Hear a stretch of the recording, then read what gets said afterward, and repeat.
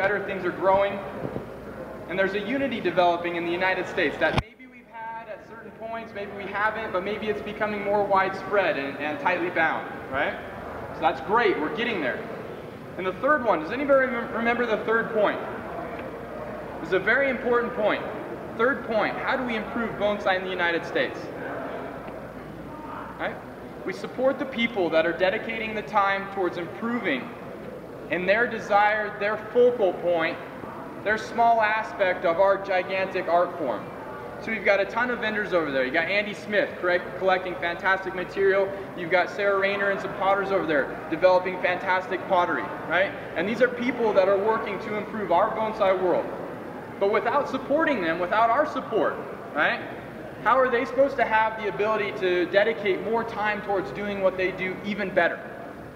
Does that make sense? So part of that community means supporting in-house. And when I was in Japan, one of the things that became very fundamentally obvious to me was how much they supported each other within. Japan doesn't import. Japan didn't depend on anything coming from anywhere else except for inside Japan to drive their bonsai community. The professionals helped professionals. They bought pots from potters. They bought stands from stand makers. And because there were professionals buying these things and their clients were utilizing them, the stand makers could make better stands because they had the money to allocate more time towards making those stands. The potters could make better pots because they had the financial means to allocate more resources towards making pots. And the bonsai professionals could make better bonsai because they had the support from the clients to spend the time to improve their techniques. So when we talked about Daiso Iwasaki, and he generously allowed me to do the work on his very fantastic juniper, he was kind of the last. He was kind of the last real sponsor of bonsai in Japan. The last guy that said, I'm going to dedicate money towards a professional so that they have the time and ability to dedicate and focus on improving the art form that I appreciate so much. Now you're going to see a very significant change in Japan with the loss of that culture, right? That generation of people. It'll be interesting. The future is very uncertain right now.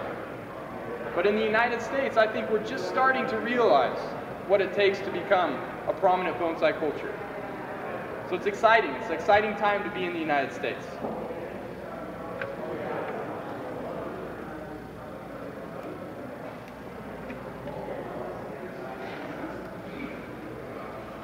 Being here at the ABS convention, I'm always excited to hear what the ABS has kind of drummed up in terms of ideas to improve American bonsai, because you guys are very much a representation of the United States as a whole. I hope you guys are coming up with good ideas.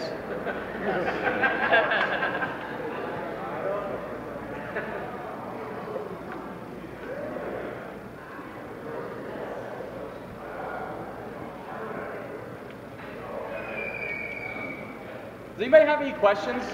I've usually asked that way earlier. I had a lot to say today. It's good? Okay. Does anybody have any questions for me? Anything that you guys are curious about? Anything that you want to know? Going back to the elevation thing.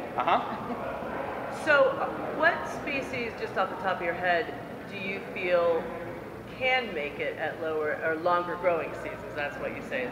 Junipers are highly adaptable. Pines are much more finicky. Right? Okay. So there are pines that can make that transition, and there's a threshold to the transition that they can make. For example, you can grow a ponderosa pine in Alabama. You can grow a ponderosa pine in Mississippi. It's very difficult to grow a ponderosa pine in Florida. Right? That's stretching it. Okay. But can you take a Rocky Mountain juniper to Florida? Can you take a Rocky Mountain juniper to Texas? Can you take a Rocky Mountain juniper to the southern United States? Absolutely, they can make that adaptations, right? So there's Rocky Mountain junipers in every state in the nation right now, right? Including Florida, being successfully cultivated. And that tells you that junipers are a little bit more versatile, a little bit more capable and tolerant of having a longer growing season, longer growing conditions. And what that translates to, if you want to break it down to the fine horticultural concept behind it, is their ability to have that dormancy period, and that dormancy period means their ability to quit, to stop utilizing their resources and their stored energy for a period of time, right? So if they continue to use that stored energy, when you take a tree that's sensitive to that, to a location where they never stop growing, you see that downward spiral over 3, 4, 5 years. That's a loss of resources over a period of time. It's nothing immediate, right? So as they lose the ability, they continue to utilize those resources when they're trying to rest and shut down. All of a sudden we get a fatigue tree, and it gets more and more tired, and as it gets more and more tired, it gets less and less healthy, and as it gets less and less healthy, eventually it succumbs to whatever happens to it. Culture in bonsai, heat, cold, drought, some adverse condition.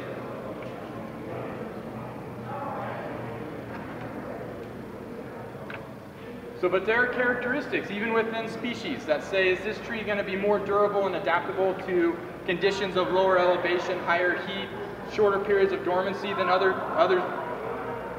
cultivars within the species? For example, when you're dealing with spruce, the finer the spruce needle, generally the more heat sensitive it is.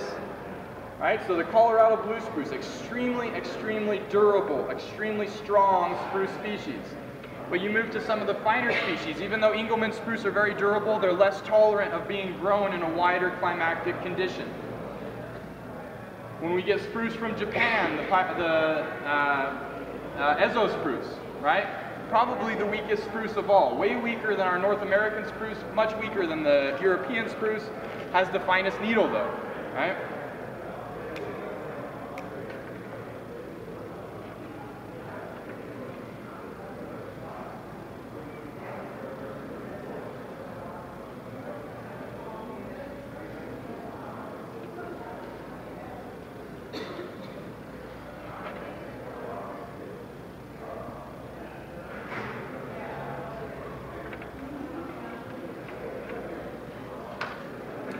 So let me ask you guys something. When you're styling a pine, are there things that you need to focus on? Are there important points in the design of a pine that dictate quality, final aesthetic result versus something that's submarginal? That's a loaded question. Obviously there is, or I wouldn't ask it. You guys know what it is. Okay, so look at this branch versus any of these other branches. And let me ask you, what's different? Obviously it's wired, but what's different? The needles are turned up. Very good. The needles are turned up. Hopefully, although the pinion pine's a little bit tougher, this bottom contour is completely and totally clean and void of things hanging below it. But all of the buds face in the same direction. So when you see a beautiful pine growing in nature, what you notice is all of the buds are growing in the same direction. And of course, if we get up and we look at it very closely, we can see that that's not really the case, right? But when we look from afar and we get that unified concept of a canopy, it feels like all of those buds are facing in the same direction, all growing towards the light. So when you style a tree, right, one of the hardest things to learn when we were styling white pines or black pines was to take all of these buds, and after they'd been wired, find the top of that bud and move them all so that they were all located and all facing the same direction. When you do that, you decrease any visual focus on inconsistencies in the shapes of those needles and the orientation of those buds, and now you can really see the shape of the tree, right? So taking those buds, turning them up, propping that up a little bit, and having them all face the same direction. Very important aspect of pine work, okay? Totally different than junipers.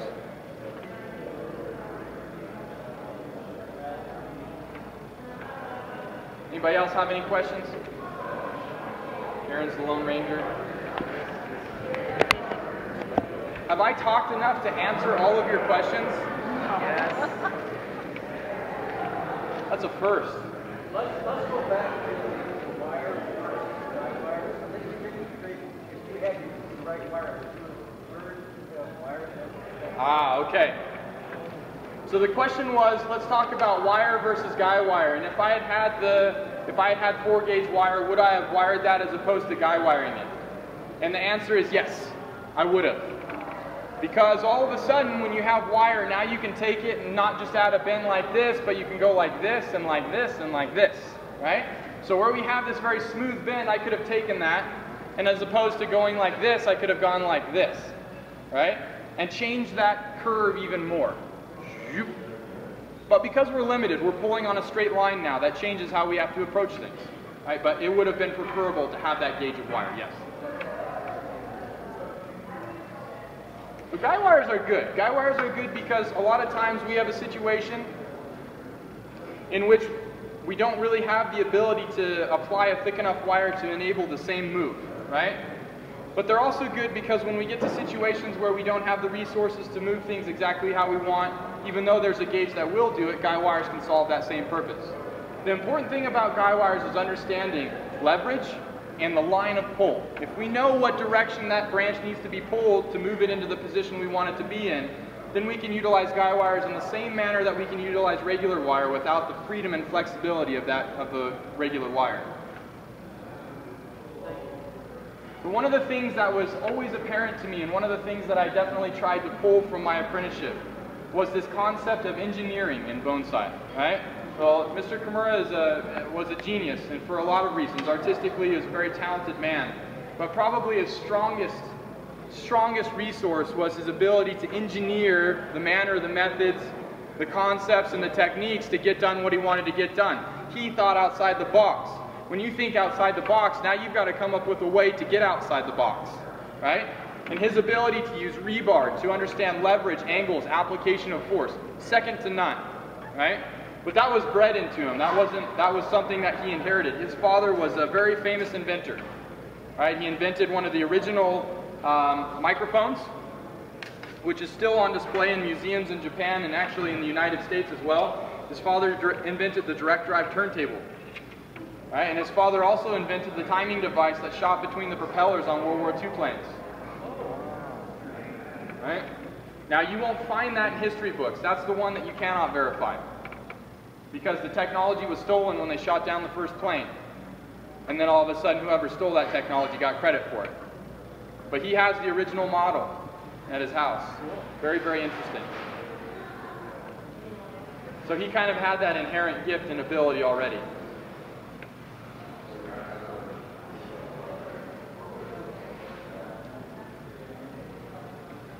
You know, but the other thing that's important to understand, when you look at bonsai design, and particularly when you start to talk about advanced bonsai design,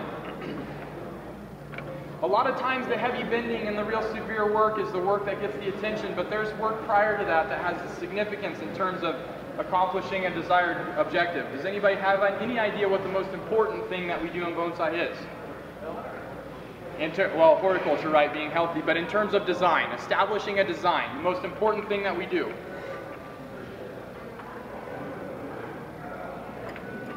Branch elimination, right? Being able to prune appropriately. So a lot of times when you look at a very good design, you see it in the books, you see all these branches removed, okay, that's great, that's fine, right? We get that, they cut off some branches and then they built this tree. The removal of those branches and understanding the consequences of doing so. That took 6 years, and it's something that I'm still very much practicing, but it was something that he would call us up from the very first time he gave us a piece of work. We sat next to him, we watched him eliminate branches. He never explained it once. Never been taught to prune, but we watched it from the very first day. The first time I had the opportunity to prune a tree, actually prune a tree to prepare it for wiring, was in my 6th year of education. Up until that point, he was in control of all of that, because that's what sets the shape of the tree. All right, bending, again, we said that anybody can bend. But can you prune? Can you identify which branches need to be long, which branches need to be short, how we pull visual interest out of a tree, how we make it look older, how we open negative space, how we show depth, how we display that back branch? That becomes quite complicated. How are we doing on time? 10 o'clock. 10 o'clock. And we have till 11. 11.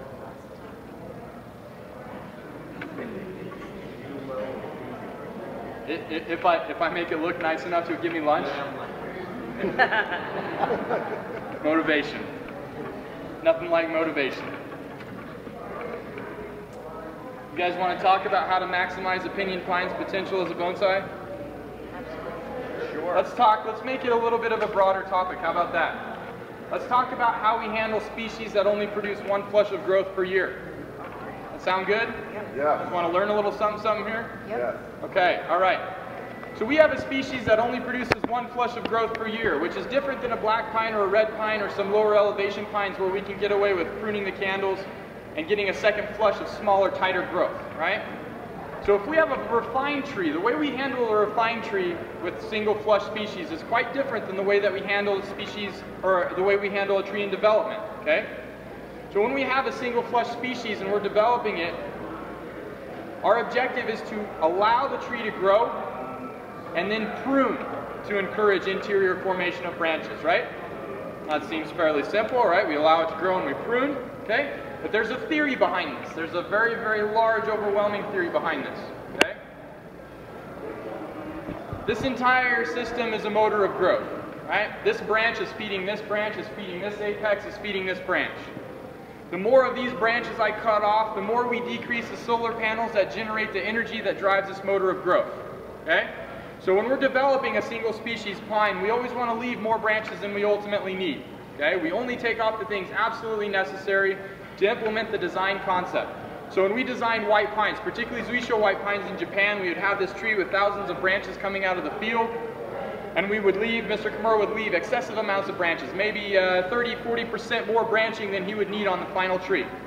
And when he was finished, it would be wired out and you'd have that initial structure. It would kind of look sparse, it would look a little bit awkward. He would say, in 2 years we'll remove this, and if this branch gets dense, we'll prune this one, and if this branch gets unhealthy, this is fine to be removed. In 5 years, 10 years, we'll have this, the apex will look like this, we'll shorten this branch, we'll decrease that, we'll open up that negative space, right? But he was using, right, I would say, why don't we just do that now, right? He was using those branches as a donkey to piggyback energy to develop the branches that he wanted to keep and design the tree, right?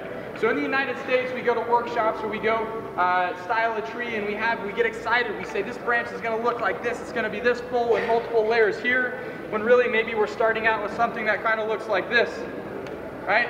This is going to be this big, beautiful branch someday. I can tell, I can feel it, right? How do you get this big, beautiful branch, or this branch, to be something big and beautiful? You don't remove anything on it, right? And not only do you not remove anything on it, you facilitate growth of branches around it that can fuel the development of this branch, right? So when we start developing single growth species, what we want to be cognizant of is the fact that if we allow this tree to accumulate its resources, we're going to have a higher propensity and success rate in terms of developing the branches we're trying to use in the design of our tree, okay?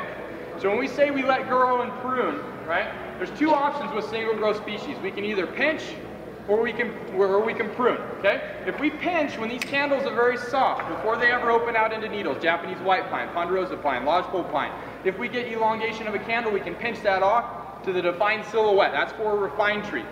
But when we're trying to develop, right, the tree exerts all of this energy, pushing out candles. Candles, candles, candles, pushes out all of this energy. And as those candles elongate, the tree's energy is depleted. I've just tried to push out my growth for the year, right? And we go in and we pinch that. So we pinch that foliage mass that the tree had produced, used all of its energy to create. We pinch that, we reduce it, and what it planned on having to reaccumulate that energy, it no longer has, right? So it just stops. We stop that growth, and over the period of that year, with whatever is left after we pinch, it reaccumulates that energy slowly, right? Paying very low interest. It just trickles back in, okay? Now, if we're trying to get backbudding, we're trying to develop a tree, we're trying to develop ramification, and we go in there and we pinch something and we know that we've depleted the tree's energy, is that a smart way to develop a tree? No. So for a refined tree, that's okay. We've got ramification, we've got established paths, we've got a foliage mass. We pinch, that's fine, we've got enough to recover that energy. When we're developing a tree, we've got to let it grow, because it pushes out that growth. It exerts all that energy. And if we don't allow that new growth to harden off and reaccumulate that energy, we're going to be functioning in the red. And we don't ever want to function in the red in bonsai. That's when we start to have problems, okay?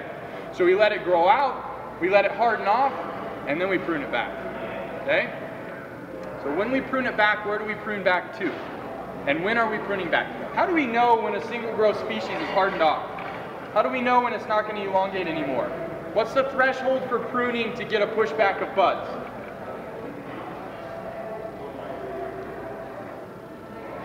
Have you guys ever even thought about bonsai in terms of this depth?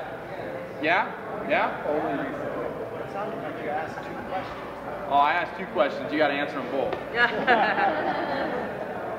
You know when it's hardened off, is there a color change in the needles? Okay, so we've got 3 things, right? We've got 3 things. We've got a color change. Got a color change. What else? Okay, so we've got a hardening. The needle will become sharp or it will become solid, right? One more thing.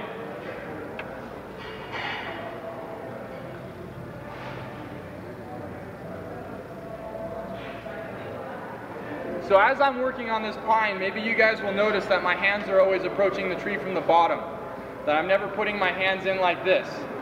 And if you just saw, you notice that this new growth on this candle falls right off, right? The new growth is very weakly attached. Those new needles are very soft. So when we say hardening, we get a hardening of the needle, right? But we also get a solidification of the connection at the point where it attaches to the branch, that vascular connection, okay? So we've got a connection, a solidification of the connection, a hardening of the needle, and a color change, right? Once we have those three things, we've got a needle that's hardened off, okay? Once we have a needle that's hardened off, we can prune because we know it's reaccumulated energy, okay? And once we prune, we always need to be sure to leave some portion of the new growth that year. So if we go in on a single growth species and we cut this back, leaving only one new needle, that's enough. Okay, that's enough. At that location, we will get another bud. But what we've done, we've allowed this to harden off, we've allowed this to reaccumulate energy, and then we've taken that off. The tree's saying, I'm moving all of this energy out there, now it's stopped. I've got to find a place to disperse this energy, to distribute it. That's when we get back budding. Okay? Yes?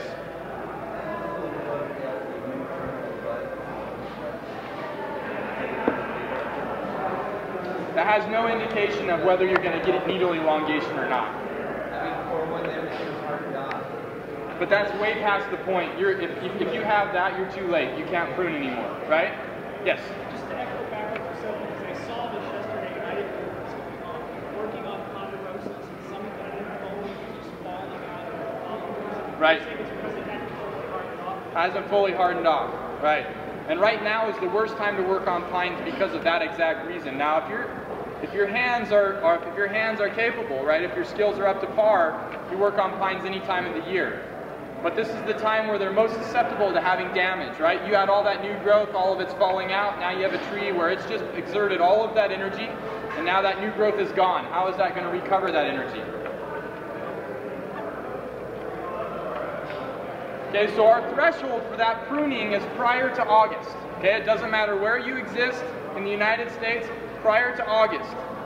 You cut that back prior to August, chances are you're going to get a back budding. Now there are different times according to the different results we want. If we want a profusion of small tight buds, we're kind of going to cut it back sooner, maybe sometime in early July. If we want a few very strong interior buds, we'll cut it back closer to August because now we've reaccumulated a lot more energy. The pushback of buds is going to have more energy going into any individual bud, right? So there's a difference there. We're looking for more refinement on interior branches, we'll cut it back earlier. We're looking for pushback all the way into locations back in here on the trunk, we'll cut it back later.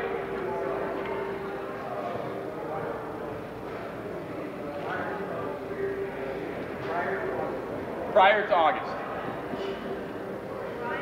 Yes? No, deciduous trees are different, totally different, right? When you prune back deciduous trees, you're looking at pruning them back after they've immediately, oh, you mean in terms of the hardening off concept?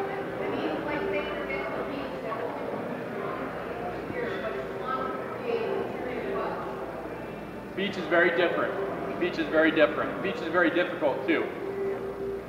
If you want to increase interior budding on a beech, you need to pinch off the terminal bud before it starts growing, right? If you allow that terminal bud on a beech to grow, you will not get interior budding, or you will get very little, or it will be very weak, okay?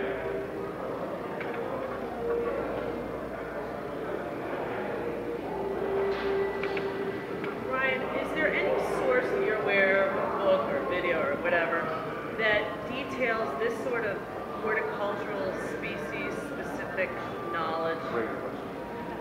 Is there any book that has this kind of knowledge? No. No, I'm sorry, there's not. When are you going to write it? Yeah. When Get am I to gonna work, write buddy. You know what the problem with writing a book is? Now it's in ink, you know? And right now, in the past year, what I know about bonsai and how it's applied has increased exponentially. And I'm assuming that next year, my knowledge will have increased exponentially. And I don't think that that's ever going to stop. And the biggest hesitation I have in writing a book is putting something in ink that I know isn't finalized in terms of the ability for it to have a positive impact and the accuracy of that technique. So for now, you just have to come to a lot of demos and ask a lot of questions. Write some short articles. Write some short articles. I will be doing that for the ABS magazine. Right. Yay. So which are the pines that have a single fluff? Ponderosas, lodgepoles, pinions, Japanese white pine, limber pine, any of the eastern white pines, western white pines. You could consider Scots pine and Mugo pine in there too, but they have a little bit different way in which they're handled. That's a slightly different, that's a deviation from what we're doing here. But in general, all of our native North Americans, outside of the Virginia pine and the pitch pine, right, which occur on the eastern United States.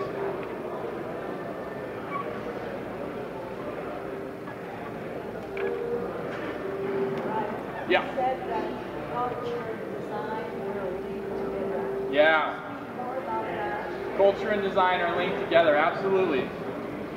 So the question, or the comment was, earlier I had sort of talked about, before I even started the demonstration, about this concept of culture and design being co-linked.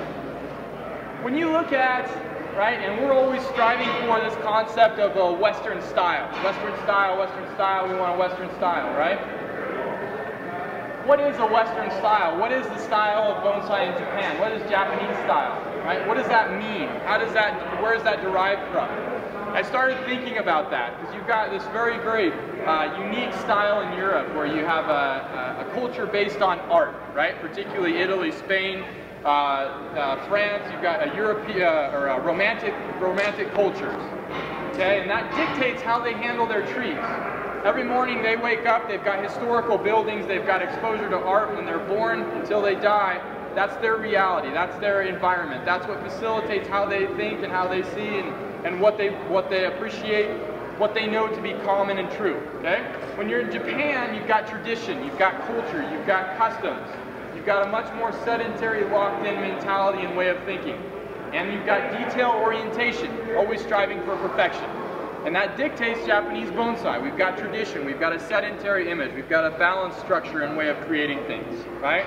Mr. Kimura deviated from that. That's what caused that sort of tension when he first came into the bonsai scene. When we're in the United States, what do we have? What is a defining thing that defines Americans? Innovation. Innovation. Ooh, that's a good one. I like that.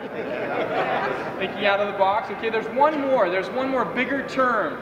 It basically sums up what it is to be an American. Freedom. Freedom. Freedom, right? So we don't want to be told this is how we do something. We don't want to be told this is how you have to make something. We come up with the cookie cutter phrase. I don't want to form a 1-2 back branch, right? I don't want to make a bonsai like that. I want to do my own thing, right? That's fine. That's fine. And that freedom is going to open the door for us to create things that other cultures couldn't normally facilitate or create based on our innovation and our ability to think outside the box, right? Our limitation in the United States is what? Is what? Persistence. Persistence, what did we say? Technique. Technique, right? Right now, what we're talking about is a solid technique-based conversation. How do we get single growth white pines to work? How do we wire structure? How do we make bends? How do we know where the tear is going to occur? How do we apply guy wires, right? How do we apply raffia? So I'm not standing up here talking about this significant artistic conversation. We can have that, but that's not the focal point of this because that's not what we need, right? We've all got concepts and ideas that we can continue to develop. What we need right now is technique. So technique is our limiting factor. And so Karen says, is there literature, is there a resource to access this kind of knowledge? Unfortunately, there isn't, but there will be. There will be. The ABS is going to be working hard on that, I'm sure of it.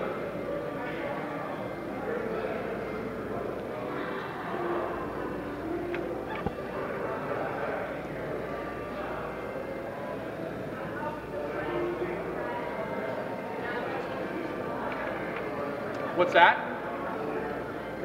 My style. My style is in limbo. My style is in limbo. So, what's that? Is it evolving? It's always evolving. It's changing by the tree. And I think that style a lot of times doesn't have anything to do so much with what I personally want to impose on this tree as what this tree wants to have imposed upon it, right? So I think one of the important things to understand, and this is a concept that,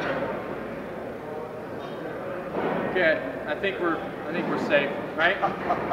When you look at European bonsai right now, you see the ego as opposed to the tree, right? You see the Italians and you see the Spaniards, and I'm better, and I'm better, and I'm better, right?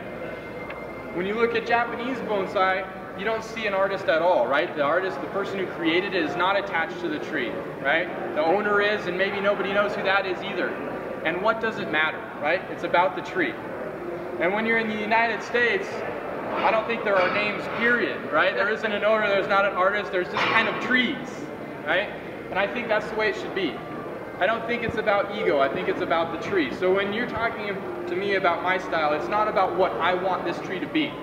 It's about what this tree has the potential to be and what I can do for it to make it look as good as it possibly can. I hope that's my style. I'm working on that.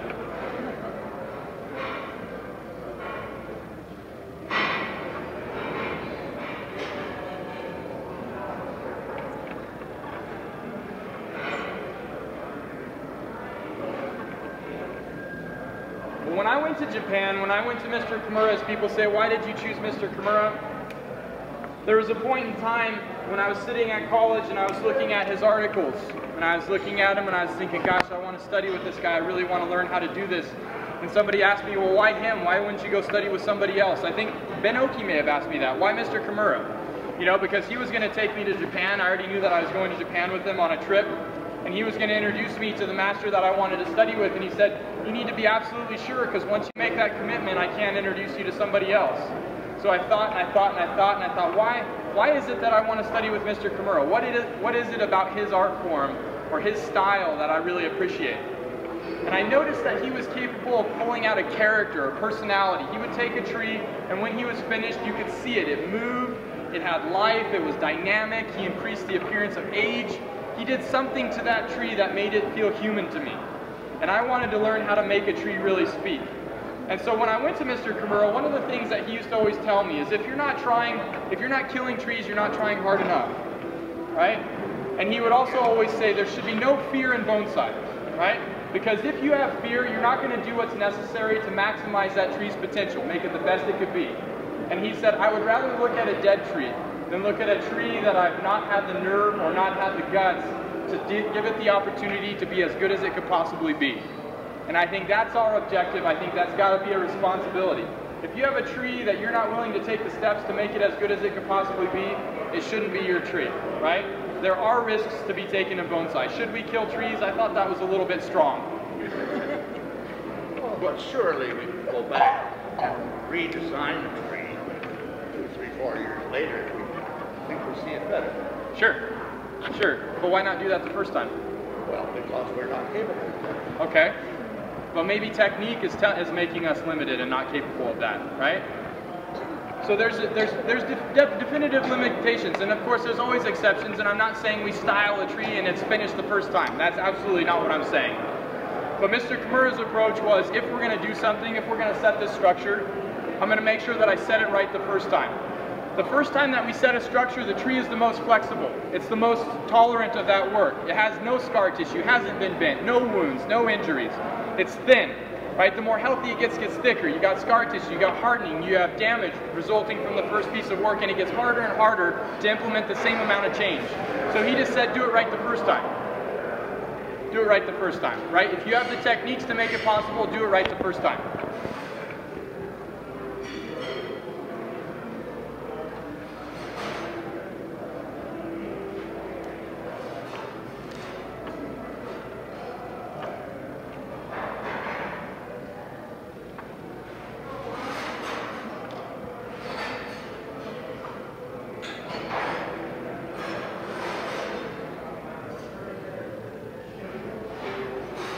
Anybody have any questions?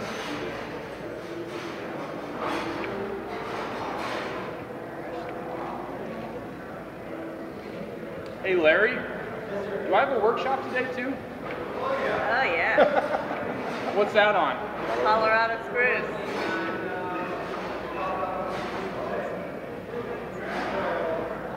We expect you to be awake and not fatigued and not tired and Good. And well fed. And well fed. And well well-fed. I got to earn that. You already have. We're 30% done. So you'll notice that I'm going through and I'm cleaning this. This would typically be the first thing that I would have done. Well, one of the things that you begin to become experienced with is having somewhat of some failure when you bend stuff like this. Maybe we bend it and it breaks. So before you invest a lot of time in a demonstration, it's a lot of times wise to set the structure first. Because if you have to come up with a second solution, then you didn't waste any time on anything else. And there were several times in my apprenticeship, right? There are several, even now, I've broken very major branches on stage. People say, what do you do when that happens? How do you recover from that? How do you deal with that? Right? And my feeling always is, if I'm going to break something on stage, I want you guys to know it. Right? So you see it, you hear, sometimes you hear a professional snap a branch and they kind of look and they act like nothing ever happened. Right? They keep going and everybody in the audience is really going, that's dead or no. That's dead or no. Right? I would rather you guys know it. And here's why. There's a valuable lesson to come from failure, right? Valuable lesson to come from failure. And that lesson is, and this is one that I learned well because I failed a lot. Right? That lesson is, anytime that you fail as a bonsai artist, you need to arm yourself with the capacity and capability to recover from that. How do you do that? There's a time, some of you guys have heard this and probably are tired of hearing it, but I'll tell this story again just because it illustrates a very good point. It was in my first year as an apprentice, and we used to go back for optional evening study, right? Optional evening study, which meant if you don't come, technically he won't say anything, but you'll suffer for the next few weeks, okay? So it was optional to a very limited extent. But I went for optional study. It occurred from 8 o'clock until 11 or midnight, right? So we would go home at 7 o'clock, we'd eat dinner, and we'd come back. And he had a red pine. I was the only person there for optional study that night.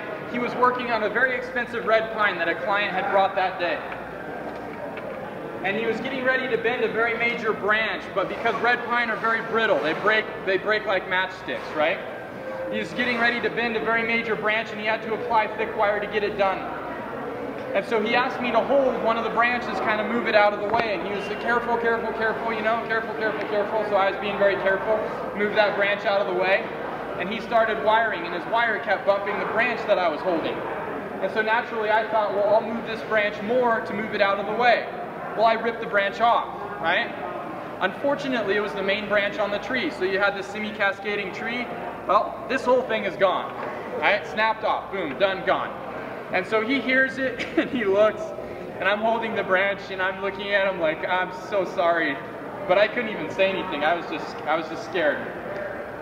And he put a cigarette in his mouth, and he took a deep, long drag of the cigarette, and he said, well, now we've got to fix it. And he took the branch, and he threw it in the trash can, and he said, it never existed. And we went about restyling the tree. Okay, that happened one time. The second time that happened, we had a very famous black pine. You guys have all seen it in books. If you've ever looked at a book about bonsai in Japan, you've seen this pine. You've seen it before it was damaged, and you've seen it after it was damaged. And I guarantee you, you couldn't tell the difference, right? Very famous black pine. We put it on his workbench. The tree had outgrown its proportions. The branches had raised up, and we had to reset the structure on this tree, okay? So he's got the rebar out, which he's so very famous for. Rebar out, and we're bending these branches, bending, bending, bending, boom. First branch breaks off the tree. Clean off, flush break, just like the red pine. There was a piece of deadwood in it. Deadwood shattered, live being severed, done. So he kind of takes a deep breath and he says, piece of deadwood in it, I didn't know it. Okay, we're gonna have to move the second branch around and bring the branch above it down. Move the second branch, boom, broken off, done. Right? First two main branches on a gigantic black pine, we just ripped them both off. Okay? So at this point, he kind of gets up from his seat and he walks outside, and you're not sure if he's gonna freak out or if he's just gonna be calm or what's gonna happen, and he kind of takes a walk, takes a step away, comes back, sits down, and he says, okay, so let's fix this. So then for the next 3 hours, we took every branch on that tree and we moved it, right? Every single branch had to be repositioned after that. And nobody ever knew the difference. Even the own client didn't know that the branches were gone. And these were the main branches on a prominent black pine.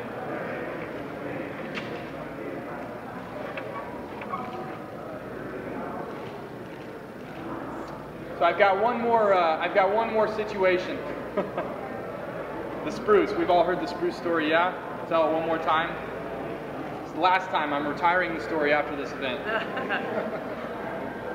So we're repotting for the Koku exhibition, right? The Koku exhibition, you repot the trees in December and get them ready for the judging in January. You take them from the regular pots into their show pots, okay? And there's a spruce that a client, very prominent client, has brought us, and there's a gentleman in his prefecture who is lesser in terms of his position in the governmental portion of that prefecture. He's a lesser individual, but he's entering a nicer tree, and this cannot happen. Absolutely inappropriate. And so he has to get this tree into the Koku to not lose face, right? So he's brought it to us. Have to get this in. I cannot lose face. So it's a very beautiful spruce. Has this beautiful drop branch that was torn down by snow off of the trunk, and it's clinging by about that much connected tissue. Very, very narrow, thin tissue and all dead wood. Absolutely fantastic, breathtaking tree. And so as Mr. Kimura's working on it, he's wiring it, he's getting the shape prepared because it's a little bit delicate. He doesn't want to trust that work with anybody else. He attaches a small little insignificant guy wire to it, something that would never hold that branch in place. And he says, okay, that should be enough, let's go repot it. So we take it to the back, right, and that branch is kind of bobbing the whole way. Not very readily attached, and it's just weird, it's just hard to look at. Anyways, we get this tree out of its pot, and it's got a very significant root. Most spruce that are collected in Japan are air layered in a bog, right? Much like the larch that we get out of the United States, okay? They air layer themselves in a bog, so they have giant stumps.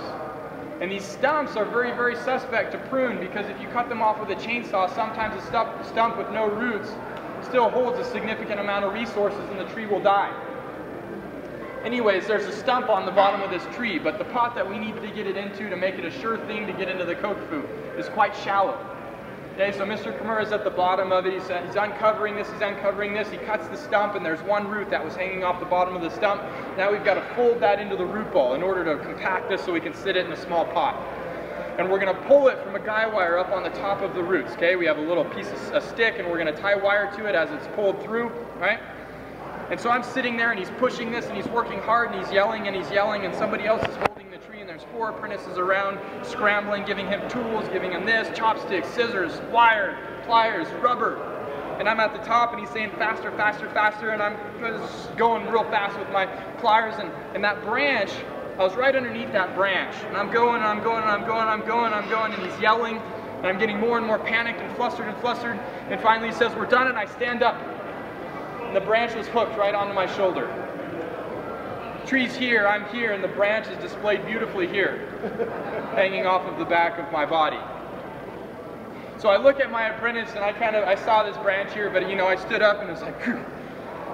And here's this branch on my shoulder, and I looked at my apprentice, and his eyes were this wide, like, holy shit, you know what you've just done. And I'm thinking, I've got the branch, and Mr. Kimura is still working on the roots, and before I can say, he stands up, and he sees it, and he looks at me, and he looks at my senpai, and he looks at the branch, and he looks at me, and he looks at my senpai, and he leaves. And he walks to the front of the garden, and then he gets in his car, and he drives off, right? We've got 30-some trees to repot that day, and he drives off. He's just absolutely furious. And so I asked my senpai, all of my senpais go back to work, doing whatever they were doing, not wanting to look at me and not wanting to talk to me. They didn't want any part of this. And I'm looking at them like, what do I do? What do I do? Have you done this before? Have you done this? No, never screwed up like that. Never screwed up like that. So he came back, and I apologized. He didn't talk to me for almost 2 months. No verbal communication whatsoever. But he adjusted that tree, and it got accepted into the Koku. Main branch lost on the tree, he was still able to create a good tree out of it. It's a good lesson. So I know one of these days, on one of my most favorite trees or an important client tree, I'm going to have an apprentice who's going to rip something off. It's karma. To this day, I've had apprentices for a very short time in my career. I've only been back 2 years. I've already had a tree smashed, a tree dropped, and 3 branches ripped off of trees, but none of them very prominent, so I know it's coming. It's karma. Yeah, you gotta, pay it forward. And what will your response be? Well, I don't smoke cigarettes, so I'll have to find something else. Get in your car. Keep his car I'm clogged gonna away, get in my truck and never come back. Yeah.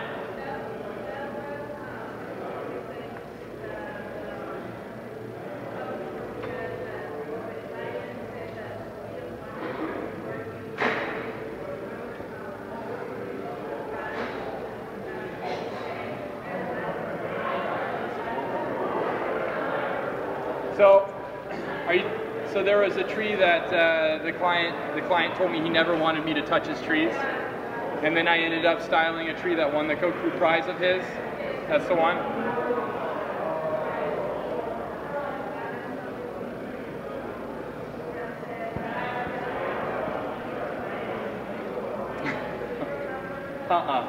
I don't remember that. So that's kind of the meshing of 2 stories. So there was a client in Japan. Does anybody use Green King fertilizer? Anybody use Green King? Yeah, you like Green King? See, I would never ever buy a bag of Green King in my life. Ever. My first experience with the owner of Green King fertilizer, he came right up to me. And I had my hands on his tree. This is when I was in the 3-month period, and he said, "You will never be good at bonsai, ever, and I never want you to touch my trees. You'll never understand. You're not Japanese. How could you understand bonsai?" Right? Which was fine. That's okay. That's okay, right? I looked at one of my older apprentices. He was not looking up. He was just continuing to work. Mr. Rushibata, Taiga, was in the workshop, right?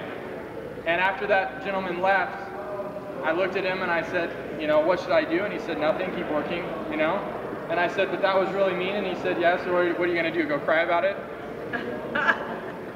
That was traumatic for me, right? But the interesting thing about that client was every time that I put my hands on his trees, and he brought a lot of trees to us, anytime I touched a tree of his afterwards, whether I knew it was his or not, I had a very negative feeling, almost sick to my stomach. And I knew when it was one of his trees because when I touched it, whether I knew it was his or not, I got the same feeling. It was really weird. Anyways, he had a tree. He had several trees that over the course of my apprenticeship were entered in shows, prize-winning trees and whatnot. And there was a point, obviously, where I was the only apprentice. I spent 9 months where everybody else had quit. He knew who was doing the work on his trees. Even though we had that very strong-worded conversation, he knew who was doing the work on his trees. And one of the most rewarding things was, by the end of my apprenticeship, he had a tree that he wanted to win a show with. And he came in and he asked if Mr. Kimura would let me wire the tree. Okay? That was vindication.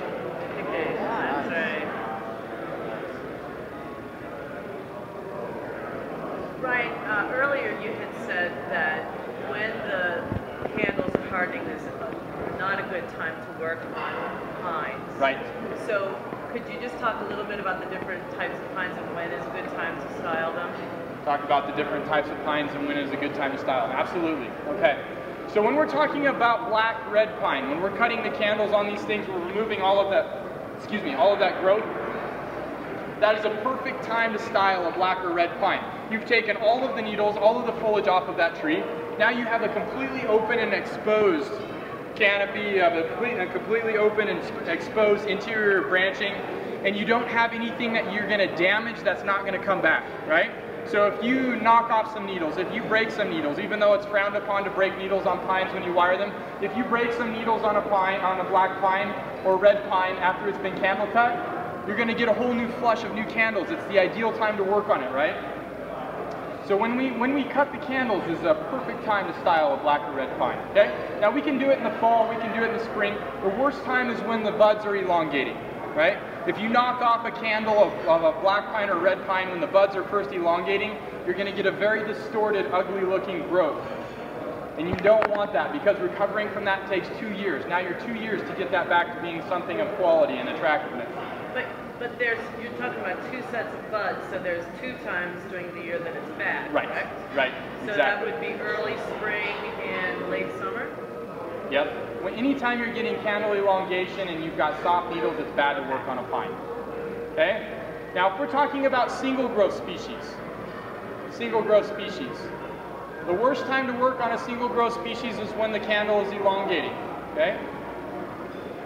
Once that candle has elongated, right, a lot of us get very confident, now it's elongated, now we don't have to worry about it, and we work on it again. Okay, if we remove a significant amount of foliage on a single growth species prior to hardening off of the needles, and they still have the potential to elongate, you remove the foliage mass, the tree is pumping energy, it's got a reaccumulation of energy, you decrease that foliage mass, that tree is going to push that energy into the new needles and you're going to get instant needle elongation, right? So when we talk about ponderosa pine, we talk about lodgepole pine, we talk about limber pine, we talk about reduction of needles. There's all kinds of techniques out there, right? We denude the tree completely, remove the terminal bud, and we get back budding, and eventually those will be smaller, right? Or we starve it of water, we starve it of fertilizer, and we get reduction of needles, okay? You're working against the tree. You're forcing it to do something it doesn't want to do. You're decreasing its strength and its ability, right? But if we understand on single growth species, the amount of foliage that we have, right? There's a terminal, there's a critical point that the tree has to have to sustain its survivability, right? Regenerate what it lost that year. As long as it has that, it will survive. In order to get that photosynthetic surface area, it will ingest enough energy into any foliage mass that it has to get that surface area to maintain sustainability. So if you have fewer needles, you get longer new growth. But that works the opposite direction. The more needles you have on a single growth species, the shorter those needles get, right? So when we handle trees like this, if we're going to reduce the foliage mass, we do it after the new needles have hardened off. So at least those aren't going to elongate. But we can plan on the next year getting a longer needle to regain that foliage mass, okay? And if we want reduction of single growth species, we're going to increase the foliage mass on the tree, right? And this does two things. Not only does the needle size become reduced, we're developing enough of a freeway of energy at that point that we get back budding, right? So forcing back budding versus encouraging back budding is a definitively different process, right? You can create density in a ponderosa pine very, very easily without ever having to prune it. And quite the contrary, pruning actually impedes your ability to get that back budding. Because you build up that foliage mass, you now create photosynthetic resources, the tree is creating resources, it's demanding resources, you water and fertilize, you're getting those resources, and that movement of that nutrition spawns new growth and the addition of new foliage mass, right? Now the difference between pruning to encourage back budding and facilitating back budding by encouraging health is the size and strength of the back buds that you do get. So when you prune or you have a weak tree and you force it to respond because it's been shocked, you get very weak buds. But when you are facilitating health and you have this movement of nutrition through this tree continually, that's raw energy that's creating that new addition of growth. And that's a strong bud that will eventually become a branch. Very, very different. Does that make sense?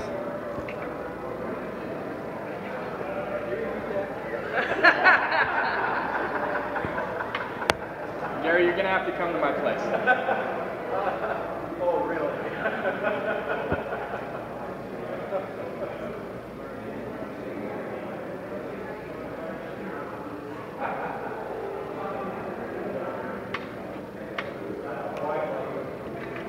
Huh?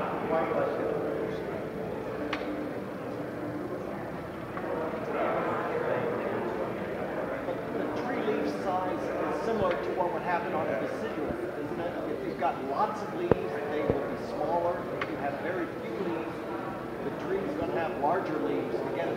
Right. Maximize photosynthesis. Exactly. Exactly. I never heard it said about conifers, so that's It's pretty universal for plants though, you know? and it makes sense. Yeah, absolutely does. It's very understandable.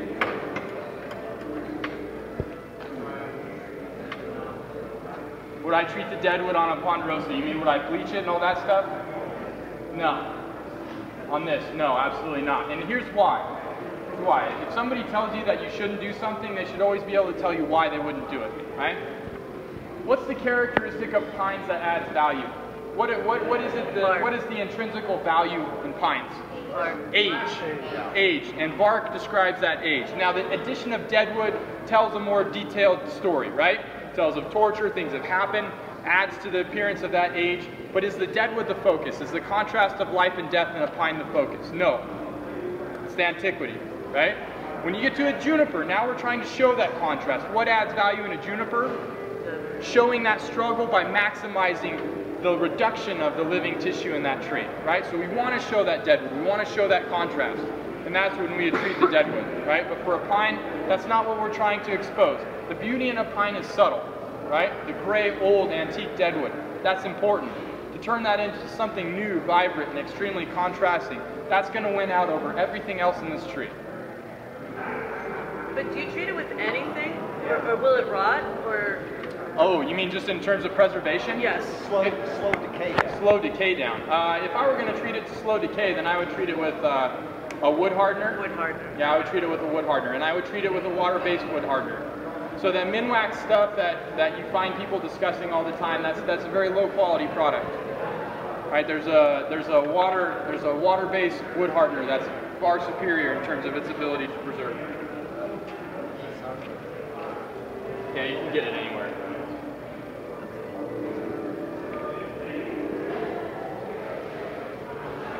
So you would treat it for preservation, but you wouldn't change the color and the character. I would treat it for preservation if I saw that it was starting to deteriorate. Absolutely. Okay. Is that likely to happen, or does it take a long time? Is this likely to happen? It's going to take a long time. What causes longevity in deadwood? Do you guys know what dictates what's going to have hard deadwood versus soft deadwood? Less moisture. How does a tree preserve itself? Is that? Sap, exactly, right? So when you start to look at a tree, you look at some of the species that have some of the hardest deadwood. You get into that deadwood. Have you ever exposed a collected juniper's deadwood? Have you ever exposed a yew that's been grown in a hedge for a long time? The interior portion of that deadwood, what color is it? Red, maybe even purple. On some of the older collected junipers, it'll get purple. It'll be so vibrant, right? And that's the color of the sap. So the tree injects sap into its core for 3 reasons. Do we know that? Right? Rot resistance, resistance to insects, right? Annihilating the core of the tree, and structural support. All of these trees think that they're going to be big trees someday, right? How do they create that structure, that strong, solid backbone? Sap injection, right? So the core of that tree, as that tree continues to grow, the core of that tree actually becomes a disposal site. Not only is the waste in the tree, elements that were harmful, that it compartmentalized, it tucks them in there just like a dump, just like human beings, right? And it's also continually injecting sap into that tree because it wants to have the structural support to be a big tree someday. I want to be a big boy. Got to drink your milk, calcium, bones, right? Tree does the same thing. So when we're dealing with collected material and we say, is this deadwood going to rot? It's going to rot much slower than a tree that we've cultivated from a nursery stock, grown in the field, something that's been grown very, very rapidly because this is grown very slowly and it's had a lot of time to inject that sap. So is the decay going to occur quickly? Probably not. If we do have deadwood, where is the decay going to occur the quickest? Say, for example, we had deadwood from the bottom to the top. Where? Near the ground, right here at the soil line. So if we go into the interior, we may have a solid piece of deadwood. We stand above it, we may have a solid piece of deadwood. But this portion, right where the drying and wetting effect, continually changing, expansion and contraction is where rot occurs. Have we ever seen wood preserved underwater in a river, right? Perfectly preserved, and wood outside perfectly preserved. A dock right at the water level is where the wood will always rot on the pier, right? Okay, I'm almost done. You guys should stop talking so much.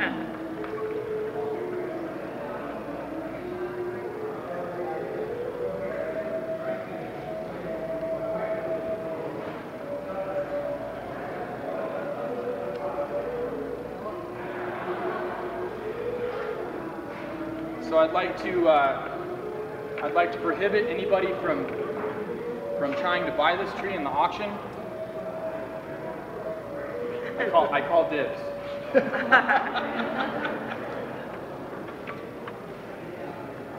Is this going to be auctioned, Larry? Or raffled or whatever?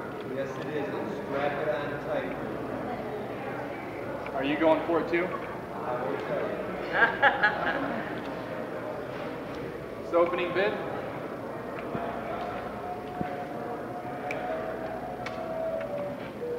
Very rare to find a pinyon pine like this. I've got one. I've got one really exceptional pinyon pine. It was given to me by Harold Sasaki. Do you guys know Harold? Yep. Right? So Harold was my very, very first mentor. When I was in high school, I used to come down to Denver after school. I met Harold for the first time, walked into his nursery, saw all of his collected material. I about had a heart attack. I've never seen something so cool. I asked him 1,000,001 questions. He was a busy guy, and he took time out of his schedule to answer my questions. I can't even quantify how much that meant to me. But Harold used to allow me to come down after school. So every Wednesday, I would drive from Glenwood, which is about a 2.5-hour drive to Denver. Harold would keep his doors open for me till about 9 o'clock, and then I would leave and I would get home at midnight. But we spent time talking about all of the mysteries of bonsai. And if you guys know Harold, Harold is just an inspired figure, right? He's got ideas, he's got concepts. He's spawned so many people's passion in bonsai. An absolutely tremendous figure, fantastic human being. But Harold is one of the first people that took Mr. Kimura's work and he said, "Why is this so great?" And I would say, "Guys, it looks cool," you know. And he would say, "Look at the innovation, look at the creativity, look at how he designed this, how he utilized this, how he thought outside the box, how he accomplished this."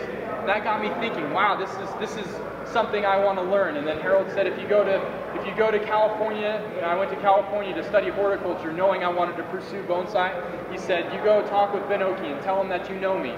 And you find Ted Mattson and you tell him that you know me." And so when I went to California, I sought out Ben Oki, I sought out Ted Mattson, I said, "Harold Sasaki sent me," and they all said, "Oh, Harold, what a fantastic guy." But he was the first guy to really open the doors to me. Had I not met Harold, I would not be here.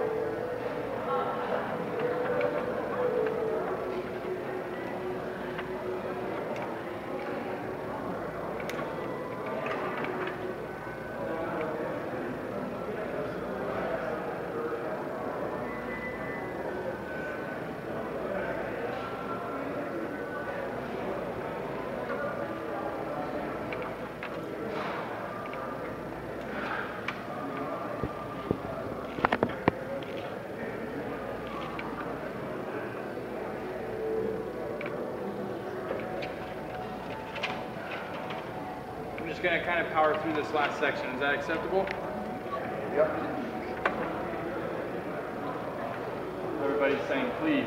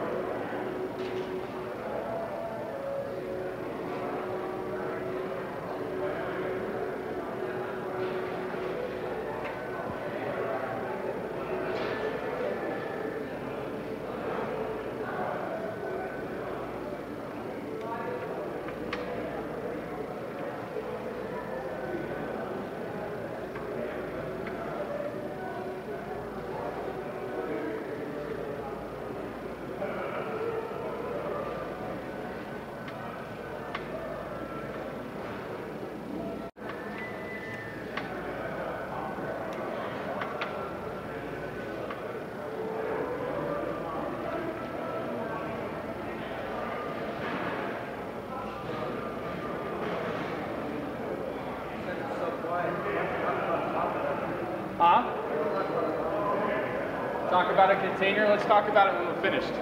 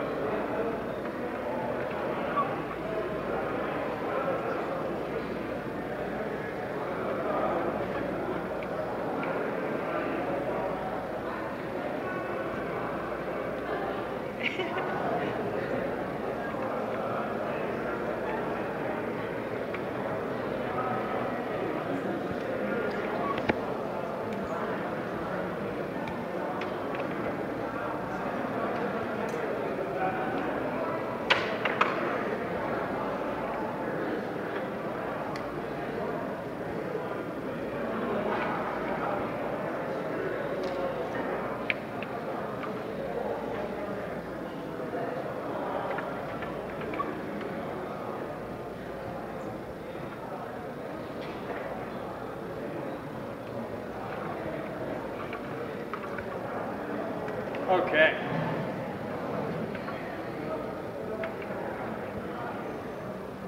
It's always hard when you're standing so close to a tree for so long to know if you've gotten what you need to get done. Inevitably, you'll see your demo trees in photos afterwards and be like, that wasn't supposed to look like that. Not bad. Not bad at all. I was taking off the needles. I was knocking off any of the loose needles.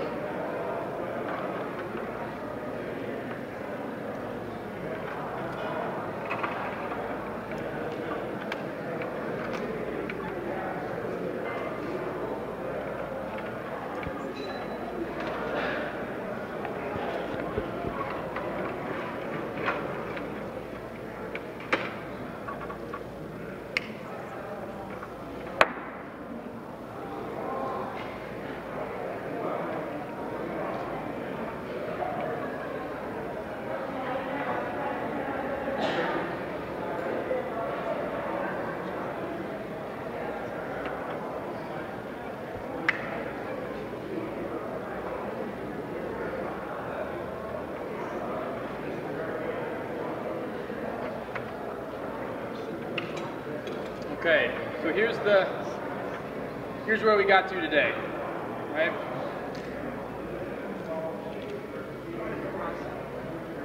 Now there are a few things about this tree that we've got to understand.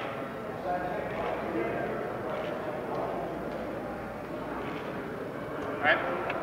We do have a little bit of a thin base here. As it enters the soil, this tapers down, right? When you guys look at trees, when you assess value of trees, when you go to buy trees, you need to be cognizant of that, right? How do we fix that? How do we deal with that? How do we not hide it, but utilize it or do something to offset its visual draw, right? Being at the very base of the tree. This would be something where we would want to absolutely have this tree planted to this depth, right? And if we've got this thinner section, we're going to try to use the front that shows the widest girth at the base, okay? While still taking into account an advantage of the portion of the tree that's most valuable. Okay, so we had to come to a happy medium. So here, if we look at it from here, we see how thin this is from over there. We see that? Okay? And then as we rotate around, once we get to here where it actually flares a little bit more, all of the interest, if we look from here, all of the interest is now in a point where we can't appreciate it anymore. So we've got to find that happy medium. So our front, I would actually like the front to be slightly more here, okay? Now the branches aren't necessarily limiting that, right? But the base is, right? If we could have it here, we could pull a little bit more of that in there. We could establish a little bit more flow. If we come here, right, our base gets a little bit wider. So we're going to start the tree here. When we repot it, we can make different adjustments if we need to, okay? Moving forward, how do we treat this tree, right? This tree should be pampered for just maybe 10 days, 2 weeks. Make sure that there's no problems. Make sure that there's no ill effect from the work. There was no breakage. There was a very minor tear.